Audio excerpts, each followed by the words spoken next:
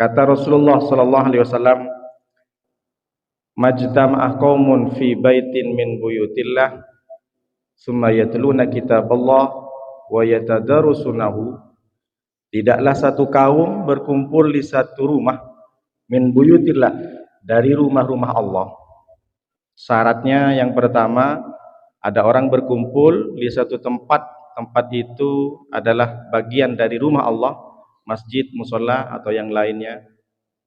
Kemudian yang kedua, yatluna kitaballah. Dalam perkumpulan itu dibacakanlah ayat-ayat Allah. Wa yatadarasunahu, dan dipelajarilah ayat itu. Dibacakan hadis, dibacakan ayat Al-Quran, kemudian dibahas. Berarti sama dengan sekarang nih, Bapak sudah berkumpul, kemudian saya bacakan ayat dan hadis, kemudian saya bahas. Dan ada pertanyaan, kalaupun memang nanti mencukupi waktu, 3 syaratnya, maka Allah berikan 4, kata Rasulullah. Apa yang pertama? Illa nazalat alaihimus sakinah. Orang yang tadi sudah melaksanakan 3 syarat itu, Allah turunkan yang pertama, ketenangan. Tenang, hidupnya tenang, tidak gerasa gerusu, meskipun tidak terlalu kaya, tidak terlalu pesimis dengan keadaan. Hidupnya tenang, pagi-pagi tidak ribut dengan anak, tidak ribut dengan istri.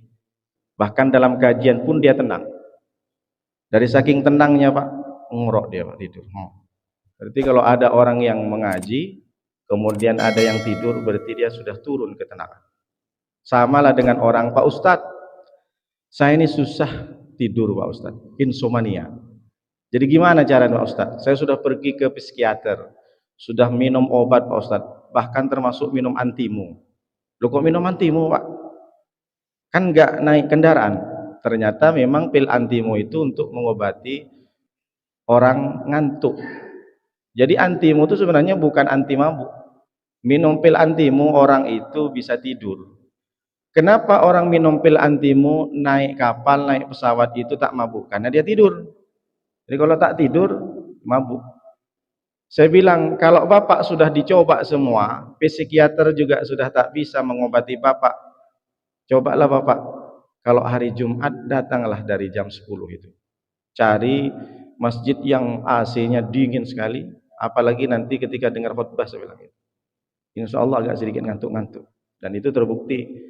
Kalau saya ngisi khutbah itu teriak-teriak, ittaqullah, takutlah engkau kepada Allah. Saya berapi-api di atas, Bapak tuh di bawah berair-air dia tidur. Jadi yang pertama, orang kalau sudah duduk di majlis taklim maka dia akan mendapatkan ketenangan. Yang kedua, wa ghasyatuhumur rahmah, diliputi rahmat. Nampak Pak Ustadz? Tak nampak. Itulah kita beriman kepada perkara gaib. Rahmat apa itu Pak Ustadz? Kasih sayang. Allah akan berikan kasih sayang kepada orang yang sangat istiqomah duduk di kajian subuh seperti ini. Rahmat itu bagaimana? Karena itulah kita masuk surga, bukan karena sholat. Kata Nabi, la yadkhulul jannata bi'amalihi. Orang masuk surga itu bukan karena sholat, bukan karena zakat, bukan karena puasa.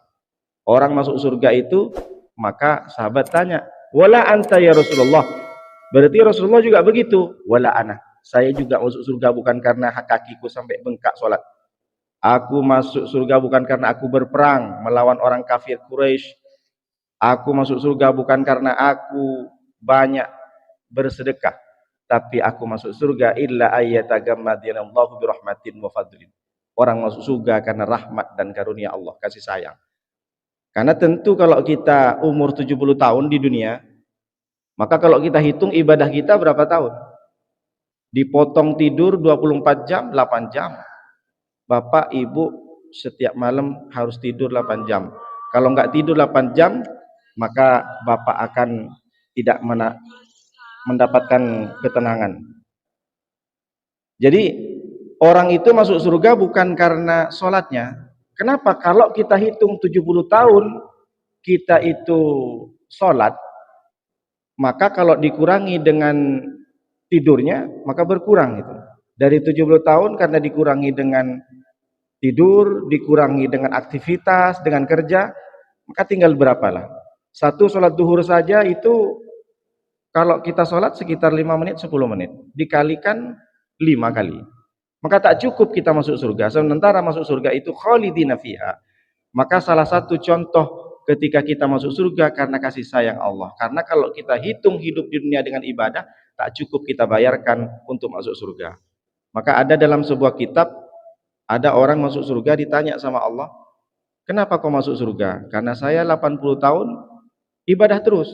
Oh, kalau begitu kata Allah, kamu masuk surga 80 tahun juga.